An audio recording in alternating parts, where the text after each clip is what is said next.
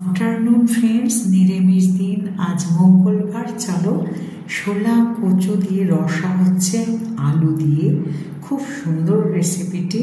তো আজ এটাই রান্না হলো তোমাদের সাথে, সেটাই কিন্তু আমি শেয়ার করে দিচ্ছি। দেখো, কচু কেটে আলু কেটে রেখেছিলাম, আর এই নুন, হলুদ, লঙ্কা গুঁড়ো, জিরে গুঁড়ো, গোটা জিরে, সাদা আর তোমার শুকনো লঙ্কা, তেজপাতা, এগুলোই লাগছে। তো আলুটাও আমি কেটে রেখেছি। আলু অল্প পরিমাণে দেব, কারণ আলুটা এখন আমাদের বাড়িতে একটু কমই খাওয়া হয়। তো সেই জন্য তোমরা যদি মনে করো যে এটা সম পরিমাণ ছোলা কচু আর আলু দেবে, সেটাও দিতে পারো, সেটাও কিন্তু ভালো হয়। তো শুকনো লঙ্কা, তেজপাতা আর সাদা গোটা জিরে, ছোটো এলাচ, দারচিনি আমি তেলের মধ্যে ফোড়ন দিয়ে দিলাম। রান্নাটি খুব ভালো হয় খেতে। আলুগুলো কিন্তু তেলের মধ্যে দিয়ে একটু নেড়ে ছেড়ে আমি আদা পেস্ট, লঙ্কার গুঁড়ো নয়, আগে দিয়েছি হলুদ গুঁড়ো আর নুন, এটা দিয়ে কিন্তু আলুটাকে আমি একটু ফ্রাই করে নিচ্ছি। তো তারপরে কিন্তু ছোলা কচুটা ফুটিয়ে বা জল দিয়ে বয়েল করা নেই, একদম ফ্রেশ আছে, একদম কাঁচা। তো দিয়ে দিলাম ছোলা কচুর টুকরোগুলো।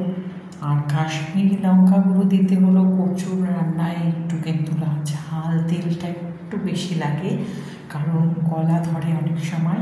যে হারে বৃষ্টি হচ্ছে তাতে তো আরোই মাটির নিচের কচু, সেটা নিয়ে একটা সরকারি একটা থাকে যে কেমন কীরকম হবে খেতে। তো অনেক সময় আমি লেবুর রস রান্নার মধ্যে দিয়ে দিই, তো আজকে আমি দিলাম না, দেখা যাক কী হয় শেষ পর্যন্ত।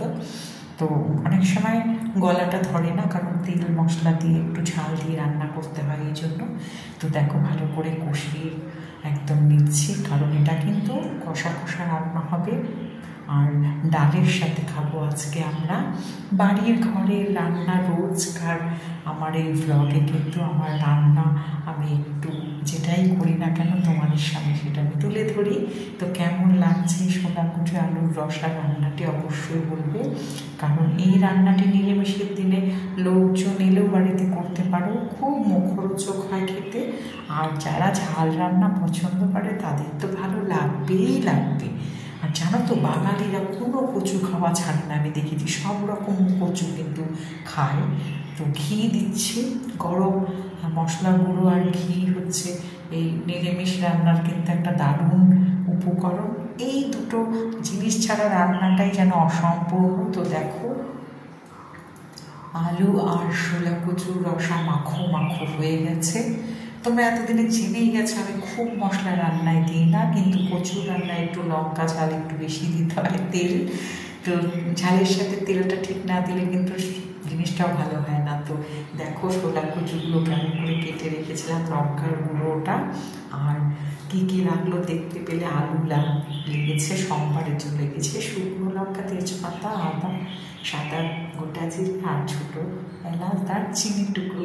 আর নুন ছাড়া রান্নার তো স্বাদই আসবে না বন্ধুরা। তো আজকের এই রেসিপিটি কেমন লাগলো অবশ্যই জানাতে ভুলো না, আর ভালো লাগলেও জানাবে, কারণ আমরা সবাই বন্ধু। আমি আমার ব্লগে আমার রান্নাবান্নাগুলোই আমি কিন্তু দিতে থাকি।